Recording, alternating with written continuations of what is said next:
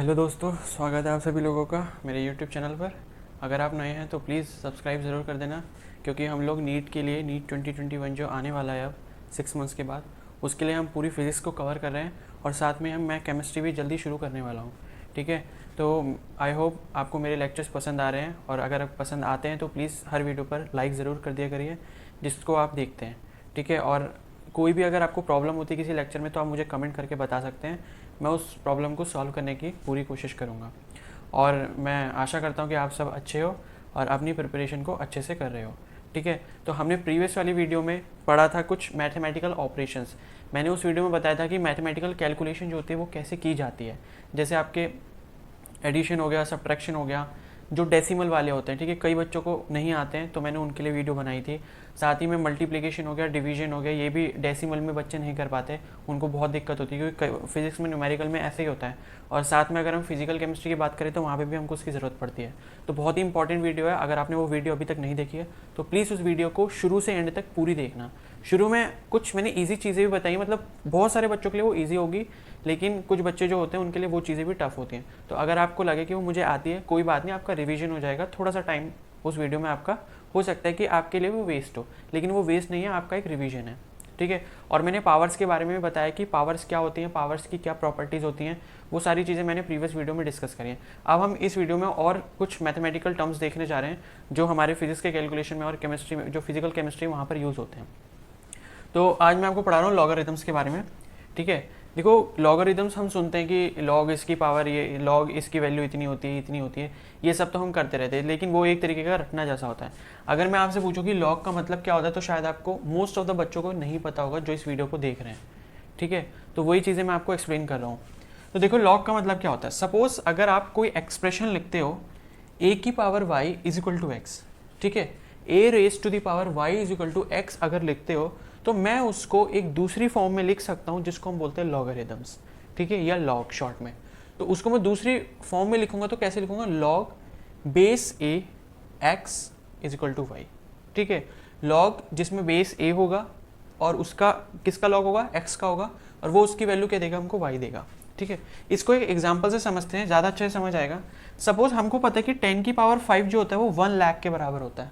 मैं 10 की पावर 5 को ऐसे लिख सकता हूँ, 1 के आगे 5 जीरोस।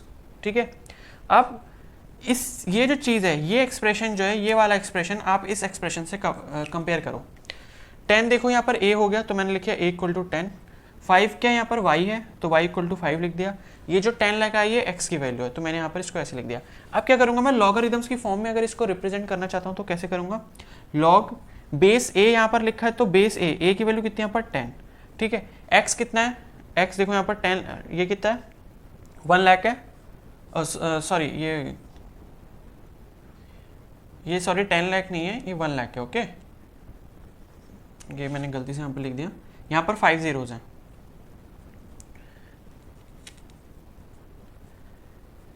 ये तो यहाँ पर ये 1 लाख है तो x की वैल्यू मैंने यहाँ पर लिखी, यहाँ पर भी मैंने गलती से लिख दिया 10 लाख, ये 1 लाख हो गया। तो log base 10 x is equal to y, y देख सकते हैं यहाँ पर 5 है।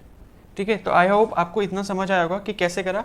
अगर मैं 10 की पावर 5 को 1 लाख इस तरीके से लिख सकता हूँ तो लॉगरिथम के फॉर्म में मैं उसको लिखूंगा कि लॉग बेस 10 दिस मच, मतलब जो इधर हमको आंसर मिला था वो यहाँ पर आ जाएगा। और हमको लॉगरिथम में जो आंसर मिलता है वो क्या मिलता है कि हमने जो टर्म लिया था जिसका आंसर आया था उसकी कितनी टाइम्स पावर थी वो। ठीक है, तो आई होप आपको इस एक्सप्रेशन से समझ आया होगा कि अगर हम 10 की पावर 5 को 1 लाख लिख सकते हैं तो लॉग बेस 10 लाख जो होगा वो 5 के बराबर होगा। मतलब इसका जो लॉगरिथम में आंसर होगा ये पावर होती है। ठीक है, तो आई होप आपको इतना समझ आया होगा। एक और एग्जांपल से समझते हैं। सपोज अगर मैं 2 की पावर 4 को 16 लिख सकता हूँ। ठीक है, अगर आपको ये सब भी नहीं पता तो आप प्रीवियस वीडियो जरूर देखो, उसमें मैंने पावर्स को अच्छे से एक्सप्लेन करा है। तो 2 की पावर 4 को अगर मैं 16 लिख सकता हूँ तो इससे अगर मैं कंपेयर करूँ a की power y equal to x, तो यहाँ पर a क्या हो जाएगा, 2 हो जाएगा।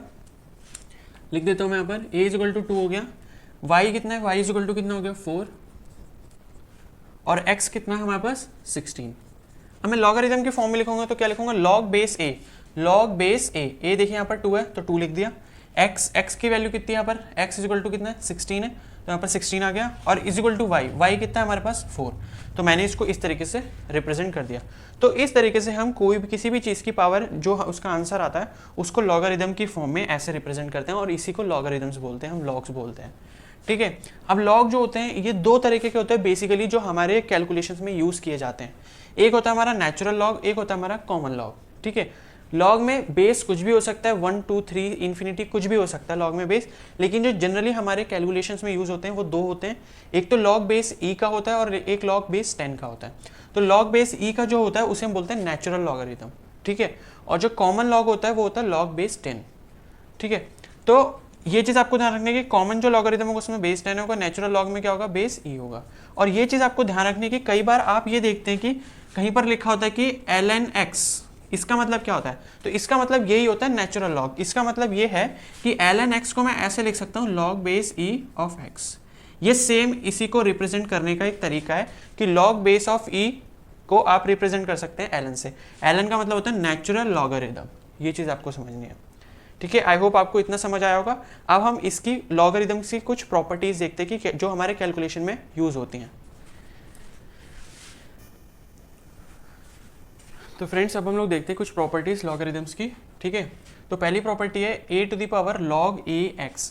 अगर आपको ऐसा कहीं पर एक्सप्रेशन दिखता है कि कोई भी लॉग है और वो जो इसका बेस है, सपोज इसका बेस a है, वो उसी की पावर में है, तो ये लॉग जो होता है इससे कैंसिल हो जाता है और जो हमें आंसर मिलता है वो सिर्फ इतना मिलता है जिसका लॉग था, यानी कि x। तो a to the power log base ax is equal to x होता है।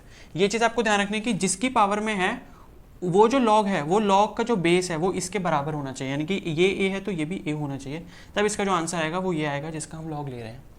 ठीक है, दूसरा जो है प्रॉपर्टी, ये हम सब पढ़ चुके हैं पहले भी, कई बार आपने रिवाइज करा होगा तो उस टाइम पढ़ा होगा कि लॉग अगर दो हमारे पास वैल्यूज हैं, उनका अगर प्रोडक्ट है तो उनका प्रोडक्ट का जो लॉग होता है एडिशन में कन्वर्ट हो जाता है, यानी कि log of x into y is equal to log of x plus log y. तीसरी प्रॉपर्टी अगर डिवीजन है तो क्या होता है, इनका लॉग सब्ट्रैक्ट हो जाता है, log x upon y is equal to log x minus log y. ठीक है, यहाँ पर मैंने बेस की बात नहीं करी है, बेस कुछ भी हो सकता है, ये यूनिवर्सल लॉ है। ठीक है, चौथी जो प्रॉपर्टी वो है log x to the power y। अगर आपको सपोज कोई एक्सप्रेशन मिलता है जिसमें कोई पावर दे रखी है तो उसको हम जब सॉल्व करते हैं तो ये जो पावर है ये पावर आगे आ जाती है मल्टीप्लाई में, और log वैसे का वैसे ही रहता है, लेकिन यहाँ से पावर हट जाएगी। ठीक है, तो log x to the power y is equal to y into log of x। पांचवी प्रॉपर्टी बहुत इंपॉर्टेंट है ये, log base a of a is equal to 1। मतलब जिसका आप log ले रहे हो अगर बेस भी सेम है, वही जिसका log ले रहे हो अगर बेस में भी वही चीज़ है तो कुछ भी हो, यहाँ पर कोई भी वैल्यू हो, ये 1 हो जाएगा। ठीक है, मैं यहाँ 100 ले लूँ, यहाँ पर भी 100 ले लूँ, 1000 ले लूँ, यहाँ पर भी 1000 ले लूँ, तो उसका जो आंसर आएगा वो 1 आएगा। और सिक्स्थ वाली भी बहुत इंपॉर्टेंट प्रॉपर्टी है कि किसी भी बेस का लॉग हो और अगर आप log 1 की वैल्यू निकाल रहे हो किसी भी बेस के लिए तो उसका आंसर हमेशा 0 आएगा। बहुत ही ज़्यादा इंपॉर्टेंट प्रॉपर्टी है। तो ये 6 प्रॉपर्टीज़ हैं जो हमारी मैक्सिमम यूज़ होंगी। मेरे को नहीं लगता कि इसके अलावा और कोई प्रॉपर्टी यूज़ हो सकती है हमारे कैलकुलेशन में, तो इतनी प्रॉपर्टीज सफिशिएंट है। तो आप अपनी कॉपी में इसको नोट कर सकते हैं, इसको अच्छे से याद कर लीजिए। ठीक है, अब इसके बाद हम देखते हैं कुछ एंगल्स के बारे में। अब हम पढ़ेंगे ट्रिग्नोमेट्री। ठीक है, क्योंकि ट्रिग्नोमेट्री भी बहुत ज़्यादा रोल प्ले करती है फिजिक्स में, और क्योंकि हमें कहीं पर क्या होता है न्यूमेरिकल्स में आंसर जो होता है ट्रिग्नोमेट्रिक फॉर्म में निकालना पड़ता है, तो वहाँ पर बहुत ज़्यादा काम आती है, वहाँ पर कई सारी प्रॉपर्टीज़ यूज़ होती हैं। तो अब ट्रिग्नोमेट्री के बारे में देखते हैं। तो फ्रेंड्स, ट्रिग्नोमेट्री शुरू करने से पहले मैं आपको बहुत इंपॉर्टेंट चीज़ बताना चाहता हूँ एंगल्स के बारे में। मैंने आपसे पहले भी डिस्कस करा था एक वीडियो में कि मैं आपको एंगल का कन्वर्जन जो है कि डिग्री से रेडियन को डिग्री में कैसे कन्वर्ट करते हैं वो मैं आगे बताऊँगा। तो मैं अब इस वीडियो में बता रहा हूँ आपको। देखिए, एंगल्स जो होते हैं हम 2 फॉर्म में लिखते हैं, एक हो गया हमारा डिग्रीज, एक हो गया रेडियन। ठीक है, फिजिक्स में जो भी हम यूनिट्स यूज़ करते हैं वो हम रेडियन में करते हैं, मतलब ऐसा यूनिट यूज़ करते हैं। तो रेडियन जो है हमारी ऐसा यूनिट है एंगल की। तो हमें क्या होता है, सपोज अगर क्वेश्चन वगैरह दिया होता है तो कई बार क्या होता है एंगल हमारे डिग्रीज में होते हैं तो हमें रेडियन में खुद कन्वर्ट करना पड़ता है। ठीक है, तो ये चीज़ बता रहा हूँ मैं आपको कि पहला ये है कि रेडियन में अगर एंगल दे रखा है तो डिग्री में कैसे कन्वर्ट करेंगे। तो आपको क्या करना है, अगर रेडियन को डिग्री में करना है तो आप उसको 180 अपॉन पाई से मल्टीप्लाई कर देंगे। और सपोज अगर डिग्री को रेडियन में कन्वर्ट करना है, सपोज आपको एक एंगल डिग्री में दिया है उसको आपको रेडियन में चेंज करना है, तो आप क्या करेंगे, उसको मल्टीप्लाई कर देंगे पाई बाई 180 से। ठीक है, तो सपोज इसका एग्जांपल लिया मैंने कि रेडियन को डिग्री में कैसे करेंगे। सपोज आपको एंगल दिया रेडियन में पाई बाई 2। ठीक है, तो पाई बाई 2 को हम क्या करेंगे 180 अपॉन पाई से मल्टीप्लाई कर देंगे। तो देखिए क्या हुआ, पाई से पाई कैंसिल हो गया, 180/2 आया यानी कि 90 डिग्री आ गया, कन्वर्ट हो गया रेडियन डिग्री में। अब डिग्री रेडियन में कैसे है, पाई बाय 180 से मल्टीप्लाई करना है। सपोज हमारे पास एग्जांपल है 90 डिग्री, हमने यही वाला एग्जांपल ले लिया। अब 90 डिग्री को क्या करो, पाई बाय 180 से मल्टीप्लाई कर दो, तो क्या होगा, ये 90 से 180 कैंसिल हो गया 2 टाइम्स, पाई का पाई वैसे ही रहा, तो ये पाई बाय 2 आ गया, तो ये पाई बाय 2 रेडियंस हो गया। ये चीज़ आपको ध्यान रखनी है। तो बहुत ही इंपॉर्टेंट चीज़ थी, मैंने पूरी कोशिश करी आपको क्लियर करने की। आप इसका फॉर्मूला नोट कर सकते हैं, बहुत यूज़ में आएगा ये। अब इसके बाद हम पढ़ते हैं ट्रिग्नोमेट्री के बारे में। तो फ्रेंड्स अब हम ट्रिग्नोमेट्री के बारे में देखने जा रहे हैं कि ये होता क्या है, ठीक है, हम इसको यूज़ कहाँ कर सकते हैं। तो देखो ट्रिग्नोमेट्री का मतलब क्या है, ट्राई का मतलब होता है 3, यानी कि 3 साइड्स में जो भी हम मैथमेटिक्स यूज़ कर सकते हैं, 3 साइड के स्ट्रक्चर में उसे ट्रिग्नोमेट्री कहते हैं, और 3 साइड के स्ट्रक्चर को हम कहते हैं ट्राइंगल। ओके, तो इसकी जो डेफिनेशन है वो हम इस तरीके से लिख सकते हैं कि branch of mathematics where we deal with, ठीक है, ये वी होगा, where we deal with ratios of different sides in a right angle triangle. ठीक है, ट्रिग्नोमेट्री में जब भी हम बात करेंगे तो वो एक राइट एंगल ट्राइंगल में करेंगे। राइट एंगल ट्राइंगल क्या होता है कि उसमें एक जो एंगल होता है वो 90 डिग्री का होता है, ये चीज़ आपको समझनी है। एक एंगल जो होगा क्या होगा, 90 डिग्री का होगा ट्राइंगल में। अब इसका यूज़ क्या है, देखो इसको यूज़ क्यों करते हैं, ट्रिग्नोमेट्री यूज़ में क्यों आए, ये चीज़ आपको समझनी है। सिंपल भाषा में समझाता हूँ मैं आपको। सपोज ये एक पेड़ है, आप यहाँ पर खड़े हो, देखो अब सपोज आपको क्या है ना, पेड़ की हाइट को मेज़र करना है कि पेड़ कितना लंबा हो चुका है, ठीक है, या आप कोई बायोलॉजी का एक्सपेरिमेंट कर रहे हो और आपको ये पता करना है कि पेड़ में जो ग्रोथ हुई है वो कितनी हुई है 1 साल में। तो आप पहले 1 साल पहले पेड़ लगाए गए थे और 1 साल बाद अब आप आए हो, आपने देखा कि पेड़ इतना लंबा हो गया। अब ऐसा तो है नहीं कि आप जो है वो कि जो एक टेप होता है, मीजरिंग टेप जो होता है, आप यहाँ से लेके ऊपर तक जाओगे कि एक बंदा नीचे खड़ा होगा एक ऊपर खड़ा होगा, इतना काम तो नहीं करोगे, क्योंकि पेड़ पे चढ़ना बहुत रिस्की है और हो सकता है इस पे चढ़ने का कोई साधन ही ना मिले हमको। तो हम क्या कर सकते हैं, उसमें मैथमेटिक्स का यूज़ करके हम इस पेड़ की हाइट निकाल सकते हैं। कैसे निकालेंगे, देखो आप क्या कर सकते हो, आप सपोज यहाँ पर खड़े होकर पेड़ को देख रहे हो, आपने ये चीज़ तो मेज़र कर सकते हो आप यहाँ मीजरिंग टेप से, यहाँ एक बंदे को खड़ा कर दो, यहाँ कर दो, तो आपने सपोज ये देख लिया कि ये 40 मीटर्स है, आप पेड़ से कितना दूर खड़े हो, 40 मीटर दूर खड़े हो। अब क्या कर रहे हो, आप पेड़ को एकदम ऊपर वाला ये जो पोर्शन है, ऊपर वाले पोर्शन को देखो पेड़ पे, ठीक है, इतना कर लिया आपने काम। अब आप ये एंगल भी देख सकते हो कि मैं कितने एंगल पर इस पेड़ को देख रहा हूँ, ये एंगल भी आप आसानी से मेज़र कर सकते हो यहीं पर खड़े रहकर, ठीक है। अब सपोज ये एंगल मान लो था 30 डिग्री या 45 डिग्री कर लेते हैं, मान लो ये एंगल 45 डिग्री है और आपको ये चीज़ पता है, तो आप ट्रिग्नोमेट्री की हेल्प से आराम से ये चीज़ निकाल सकते हो, यानी कि इसकी हाइट। ट्रिग्नोमेट्री का यूज़ ये होता है कि सपोज आपको एक एंगल पता है और एक साइड पता है, एक राइट एंगल ट्रायंगल है, क्योंकि देखो ये राइट एंगल ट्रायंगल बन गया, ये ऐसे करके, ये एक साइड हो गई यहाँ पर, ठीक है, और एक ही साइड हो गई, मतलब इतना लेंगे हम, इतना ट्रायंगल लेंगे यहाँ, ठीक है। तो ये आप देख सकते हो इतना हो गया। अब हमको क्या है, इसमें एक एंगल पता है और एक साइड पता है, तो हम क्या कर सकते हैं, ये वाली साइड आराम से निकाल सकते हैं ट्रिग्नोमेट्री की हेल्प से। तो हमें क्या है, इस पेड़ की हाइट पता चल जाएगी मैथमेटिक्स यूज़ करके। तो इसलिए ये बहुत ज़्यादा ट्रिग्नोमेट्री जो है हेल्पफुल होती है। लेकिन हमारे जो न्यूमेरिकल सॉल्व करने में आते हैं उसमें ये सब चीज़ें नहीं आती। ये सब तो क्लास 10th में आपने पढ़ा होगा अपनी मैथ्स में, बहुत सारे क्वेश्चन है ऐसे, तो वहाँ पर होंगे। एक एरोप्लेन वाला पढ़ा होगा कि एरोप्लेन उड़ता हुआ जा रहा है, आप उसको यहाँ से देख रहे हो, तो आपको ये डिस्टेंस मेज़र करना होता था, वो सब था। लेकिन यहाँ पर हमको खाली ट्रिग्नोमेट्री की प्रॉपर्टीज़ से करना होता है, मतलब प्रॉपर्टीज़ को यूज़ करना पड़ता है मैथमेटिकल कैलकुलेशन में। तो इसके बाद देखते हैं जो ट्रिग्नोमेट्रिक रेशियोज होते हैं वो क्या क्या होते हैं और उनकी क्या क्या प्रॉपर्टीज़ होती हैं। तो फ्रेंड्स अब हम बात करने जा रहे हैं ट्रिग्नोमेट्रिक रेशियोज़ की, ठीक है। तो देखो ये सारे रेशियोज़ होते हैं, 6 बेसिक रेशियोज़ हैं ये। देखो पहले तो ये देख लो कि राइट एंगल ट्रायंगल है। राइट एंगल ट्रायंगल मैंने बताया कि उसमें एक एंगल जो होता है 90 डिग्री का होता है। सपोज हमने ये एंगल ले लिया थीटा। अब एक चीज़ हमेशा ये ध्यान रखना कि जब भी आप बोलोगे कि परपेंडिकुलर लेना है, तो परपेंडिकुलर हमेशा वो वाला देखो परपेंडिकुलर कहने को तो ये भी है, अगर आप ऐसे करके देखो, क्योंकि ये भी तो 90 डिग्री बना रहा है और ये भी परपेंडिकुलर है। लेकिन हमेशा ये चीज़ ध्यान रखना कि जिसको भी आप परपेंडिकुलर ट्रायंगल में मान रहे हो, वो जो एंगल आप जिस एंगल के रिस्पेक्ट में ले रहे हो, उस एंगल के ठीक सामने वाली साइड को हम परपेंडिकुलर बोलेंगे, और उस एंगल से जो जुड़ी हुई साइड होगी नीचे, उसे बेस बोलेंगे। और ये वाला जो हो गया ये हाइपोटेनस हो गया, ठीक है। तो ये चीज़ आपको बहुत ध्यान रखनी है कि एक राइट एंगल ट्रायंगल में जिस भी एंगल को आप अपना फ्रेम ऑफ रेफरेंस मान रहे हो, मतलब जिस एंगल के हिसाब से आप कैलकुलेशन कर रहे हो, उस एंगल के ठीक सामने वाली साइड को हम परपेंडिकुलर बोलेंगे और उससे नीचे जुड़ी हुई साइड को हम बेस बोलेंगे, और ये जो स्लैंट वाली है, मतलब ये जो तिरछी साइड है, इसको हाइपोटेनस बोलेंगे। ये चीज़ आपको ध्यान रखनी है। तो पहले देखो साइन थीटा, साइन थीटा का मतलब होता है परपेंडिकुलर अपॉन हाइपोटेनस, ठीक है, ये मैं आपको बता रहा हूँ, आप यहाँ से भी देख सकते हो, परपेंडिकुलर अपॉन हाइपोटेनस। फिर है दूसरा कॉस थीटा, कॉस थीटा का मतलब होता है base upon hypotenuse. Tan theta का मतलब होता है परपेंडिकुलर अपॉन बेस। चौथा है कॉसेक थीटा, इसका मतलब होता है हाइपोटेनस अपॉन परपेंडिकुलर। फिर है सेक थीटा यानी कि हाइपोटेनस अपॉन बेस, और कॉट थीटा यानी कि बेस अपॉन परपेंडिकुलर। अब ये चीज़ ध्यान रखना कि ये तीन के रेसिप्रोकल ये तीनों हैं। कैसे? साइन थीटा देखो परपेंडिकुलर अपॉन हाइपोटेनस है, तो कोसेक थीटा क्या है? Hypotenuse upon perpendicular. ये इसका जस्ट उल्टा हो गया, यानी कि ये इसका रेसिप्रोकल है। तो मैं इसको इस तरीके से भी लिख सकता हूँ कि sine theta is equal to 1 upon cosec theta. ये चीज़ आपको ध्यान रखनी बहुत इंपॉर्टेंट है।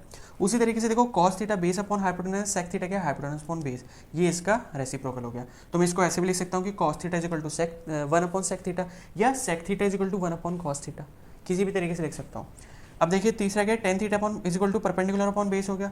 तो कॉट थीटा क्या है? बेस अपॉन परपेंडिकुलर, इसका जस्ट रिवर्स। तो मैं इसको ऐसे लिख सकता हूँ कि tan theta is equal to 1 by cot theta, या cot theta is equal to 1 by tan theta, एक ही बात है, ठीक है। आप इसको इधर ले जाओ, इसको इधर ले जाओ, एक ही है।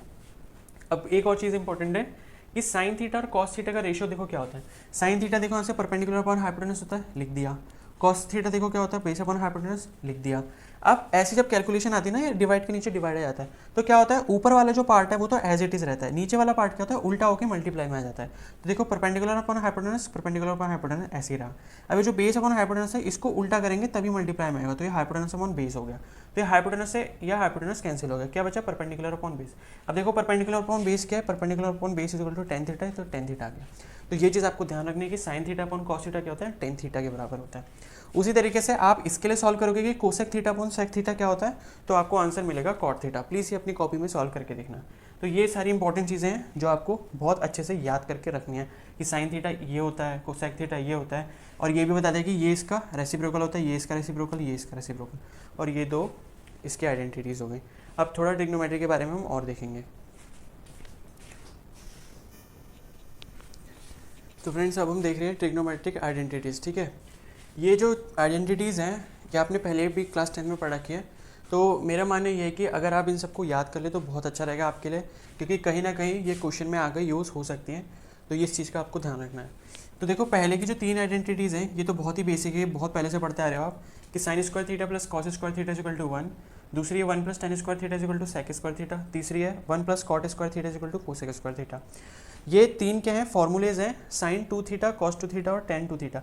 साइन 2 थीटा मतलब अगर सपोज आप, मैं जैसे इसको लिख सकता हूँ sine 2 theta is equal to 2 sine theta cos theta is equal to this much. तो साइन 2 थीटा यानी कि सपोज अगर मेरे पास साइन 90 है तो मैं इसको ऐसे लिख सकता हूँ साइन 2 इंटू 45 डिग्री, सपोज ये लिखा, तो ये 2 थीटा बन गया, मतलब साइन 2 थीटा। थीटा मेरा क्या हो गया? ये हो गया, मतलब 90 डिग्री था, मैंने इसको ऐसे लिख लिया, तो उस केस में मेरा थीटा ये हो गया। अब मैं इसको कैसे लिख सकता हूँ? 2 साइन थीटा यानी कि 45 डिग्री, और कॉस थीटा यानी कि 45 डिग्री। तो अगर मैं साइन 45 कॉस 45 की वैल्यू यहाँ लिख दूँ तो मुझे साइन 90 की वैल्यू मिल जाएगी। उसी तरीके से क्या कर सकता हूँ मैं? साइन 180 यहाँ लिख सकता हूँ, फिर साइन 2 इंटू 90 लिख सकता हूँ उसको, क्योंकि 180 क्या होता है? 2 इंटू 90। अब 90 के हिसाब से मैं 2 साइन 90 कॉस 90 लिख सकता हूँ। तो ये जो आइडेंटिटीज़ है बहुत ज़्यादा हेल्पफुल होती है कैलकुलेशन को करने में, ठीक है। तो आई होप आपको ये इतने समझ आया होगा। ये इसके बराबर होती है। पांचवी जो है cos 2 theta is equal to cos square theta minus sine square theta is equal to 2 cos square theta minus 1 is equal to 1 minus 2 sine square theta is equal to 1 minus tan square theta upon 1 plus tan square theta. Sixth है tan 2 theta is equal to 2 tan theta upon 1 minus tan square theta. तो ये जो identities हैं तीन, ये वाली तो अच्छे से याद होनी चाहिए। अगर तीन ये याद हो जाए आपको, ये जितने भी हैं, तो प्लीज़ बहुत अच्छा है, कर लीजिए, क्योंकि कहीं ना कहीं ये मतलब क्वेश्चंस होते हैं ऐसे कि कहीं ना कहीं ये ज़रूर काम आएंगे, ठीक है। अब कुछ और फॉर्मूलेज हैं ट्रिग्नोमेट्री के, वो मैं आपको बताता हूँ। तो फ्रेंड्स ये कुछ ट्रिग्नोमेट्री के फॉर्मूले हैं, ठीक है। इन फॉर्मूलेज को बहुत अच्छे से आप याद कीजिए, क्योंकि ये बहुत ज़्यादा काम आते हैं। मैं आपको यूज़ बताऊंगा भी कैसे होता है। पहले फॉर्मूले देख लेते हैं। जैसे साइन ए प्लस बी है हमारे पास, तो इसका जो फॉर्मूला होगा इसको खोल सकते हैं हम sign A cos b plus cos A sine B से। उसी तरीके से साइन ए माइनस बी क्या होता है? Sign A cos B minus cos A sine B. तीसरा जो है कॉस ए प्लस बी, इसमें क्या होता है? Cos a cos B minus sign a sine B. ये चीज़ ध्यान रखनी है, इसमें कॉस में क्या होता है? प्लस के केस में माइनस आता है। उसी तरीके से कॉस ए माइनस बी में उल्टा हो जाएगा, cos a cos b plus sine a sine b. ठीक है। टेन ए प्लस बी में क्या होगा, tan a plus tan b upon one minus tan a tan b. Tan a minus b में क्या होगा, tan a minus tan b upon one plus tan a tan b. Cot a plus b में ध्यान रखना है आपको, cot A cot B minus one upon cot B plus cot A. और cot A minus B क्या होता है, cot A cot B plus one upon cot B minus cot A. ये फॉर्मूला बहुत ज़्यादा इंपॉर्टेंट है, ठीक है। इसका मैं यूज़ बताता हूँ आपको कैसे होता है। जैसे मान लीजिए कि आपको पता है कि क्या बोलते हैं, मैं आपको बताता हूँ। ये हमको ना बहुत सारी मतलब ट्रिग्नोमेट्रिक जो वैल्यूज़ होती है ना एंगल की, कि साइन 75 हो गया या कुछ भी हो गया, वो सब हेल्प करती है, मतलब उसको कैलकुलेट करने में बहुत ज़्यादा हेल्प करती है। मैं आपको बताता हूँ कैसे। जैसे मान लो कि आपको पता है, मैं आपको अभी टेबल बताऊंगा, ठीक है, ट्रिग्नोमेट्रिक एंगल की, साइन 45 की कितनी वैल्यू होती है, साइन 30 की कितनी होती है, पूरी टेबल बनाऊंगा, वो आप टेबल अच्छे से याद कर लेना। मान लो आपके पास पता है कि आपको साइन 45 की वैल्यू कितनी है। सपोज साइन 45 की वैल्यू हो गई 1/√2, और आपको कॉस 90 की वैल्यू पता है, सपोज कितनी होती है 0। अब आपको निकालना है कि साइन ए, मान लो आपको निकालना है कि साइन 135 की वैल्यू निकालनी है सपोज। तब इस फॉर्मूले का यूज़ कैसे आएगा, आप क्या करो 135 को तोड़ दो। 135 को हम कैसे तोड़ सकते हैं, साइन 90 प्लस 45 में, ठीक है। अब हमें पता चल गया ये साइन ए प्लस बी का बन गया, साइन ए प्लस बी का फॉर्म बन गया। इसको इस फॉर्म में लिख सकते हैं, sign A cos b plus cos A sine B, यानी कि साइन ए यानी कि साइन 90, कॉस बी यानी कि कॉस 45 प्लस कॉस ए यानी कि कॉस 90 इंटू साइन बी यानी कि साइन 45, ठीक है। अब साइन 90 की वैल्यू हमें पता है 1 होती है, कॉस 45 की वैल्यू भी क्या होती है 1/√2 होती है, ठीक है, प्लस कॉस 90 की वैल्यू हमें पता है 0 होती है, साइन 45 की हमें वैल्यू पता है 1/√2 होती है। ये मैं पूरी टेबल आपको अभी नेक्स्ट स्लाइड में बनवाता हूँ, ठीक है। अब क्या हुआ, ये 0 इंटू दिस में तो 0 हो गया, ये 1 इंटू 1/√2 क्या होगा 1/√2। तो इसका जो आंसर आ गया कितना है 1/√2, कितने का, साइन 135 का। तो देखिए हमको अगर सपोज 45 और 90 की सारी वैल्यूज़ पता है तो हम 135 की वैल्यू निकाल सकते हैं, साइन कॉस टेन कॉट किसी की भी, समझ गए, ठीक है। अब सपोज अगर आपको निकालनी होती कि कोसेक 135 कितना होता है, कोसेक की बात कर रहा हूँ, तो देखो साइन की वैल्यू आपने निकाल ली, इतनी होती है। कोसेक क्या होता है, साइन का उल्टा होता है, यानी कि रेसिप्रोकल होता है। तो अगर मुझे कोसेक मतलब कोसेक 135 की वैल्यू निकालनी होती तो मैं क्या करता, साइन की वैल्यू निकालता, मैं साइन 135 की, ये 1/√2 आया, इसका रेसिप्रोकल कर दूंगा तो मुझे कितना मिलेगा √2। तो कोसेक 135 की वैल्यू हो गई √2। ये यहाँ पर इस चीज़ का बहुत बड़ा यूज़ था। तो ये बहुत ही ज़्यादा इंपॉर्टेंट फार्मूला है, आप इसको पॉज करके सारे फार्मूले नोट कर सकते हैं, ठीक है। अब इसके बाद आगे देखते हैं। तो फ्रेंड्स इसमें हम ये देखने वाले हैं कि जो अलग अलग एंगल्स होते हैं वहाँ पर अलग अलग ट्रिग्नोमेट्रिक रेशियोज़ की क्या क्या वैल्यूज होती हैं, ठीक है।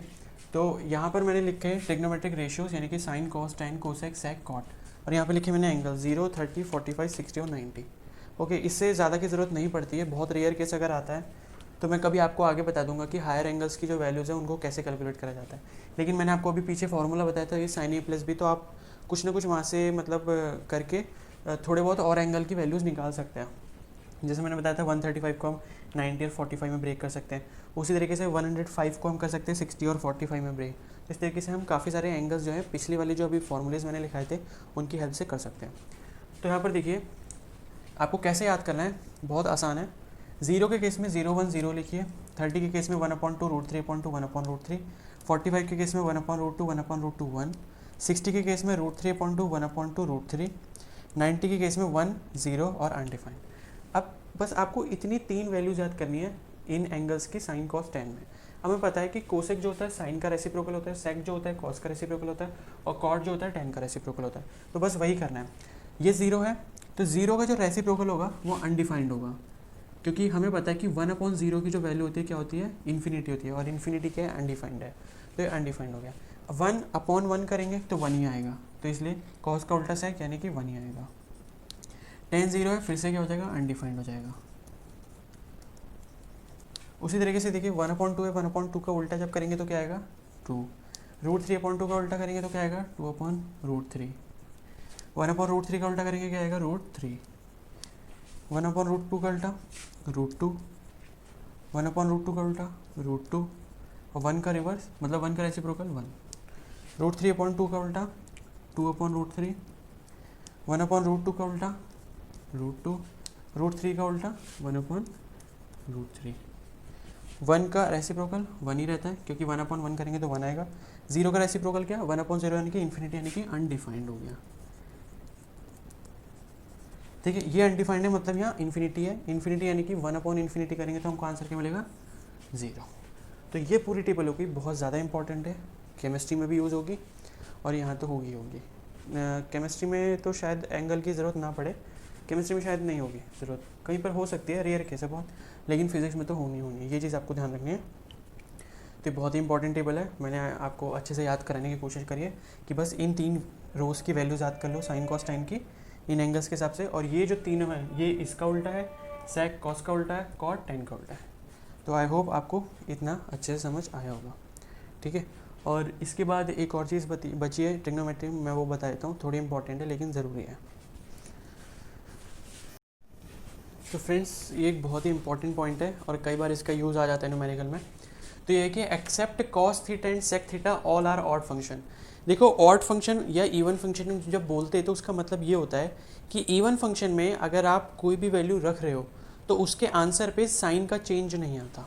ठीक है, जैसे मैं आपको बताऊं कि सपोज अगर आप ले रहे हो x², अब x की जगह अगर मैं -2 रखूं या x की जगह 2 रखूं, मुझे आंसर क्या मिलेगा, x² की वैल्यू क्या मिलेंगी, 4 और 4। ठीक है, मैं नेगेटिव वैल्यू रखूंगा यहाँ पर, लेकिन जब मैं उसका स्क्वायर करूंगा तब भी जो उसकी वैल्यू आएगी क्या आएगी, पॉजिटिव।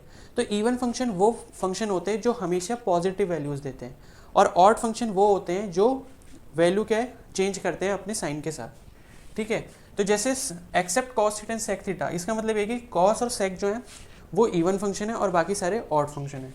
अब जैसे अगर आप साइन माइनस थीटा देखोगे तो माइनस साइन थीटा मिलेगा, लेकिन कॉस ऑफ माइनस थीटा जब निकालोगे तो आपको कॉस थीटा मिलेगा। ठीक है, उसी तरीके से कोसेक में होगा, उसी तरीके से सेक कोसेक के बाद आपका टैन में होगा और कॉट में भी ऐसे ही होगा। लेकिन कॉस और सेक ऐसे फंक्शन है कि आप इसमें नेगेटिव वैल्यू डालोगे थीटा की, लेकिन आपको आउटकम जो देगा वो पॉजिटिव देगा। Cos minus theta equal to cos theta, sec minus theta equal to sec theta. जैसे सपोज -60 की वैल्यू देखनी है आपने, कॉस -60 निकाल रहे हो तो कॉस -60 किसके बराबर होगा, कॉस 60 के। लेकिन इन केस जब आप ये करोगे कि साइन ऑफ -60 करोगे तब जो आपको वैल्यू मिलेगी वो माइनस साइन 60 मिलेगी। आप यहाँ माइनस साइन 60 की वैल्यू निकालो, आगे माइनस साइन लगाओ, वो इसकी वैल्यू होगी। लेकिन यहाँ पर आपको खाली कॉस 60 की पॉजिटिव वैल्यू मिलेगी। तो ये डिफरेंस है कि कॉस और सेक थीटा जो होते हैं वो इवन फंक्शन होते हैं, और जो बाकी जितने भी फंक्शन बचे ट्रिग्नोमेट्रिक फंक्शन वो सारे ऑड फंक्शन होते हैं। बहुत इंपॉर्टेंट पॉइंट था, मैंने सोचा आपको बता दूँ ताकि आपका और ज़्यादा मतलब अच्छी नॉलेज हो जाए इसके बारे में।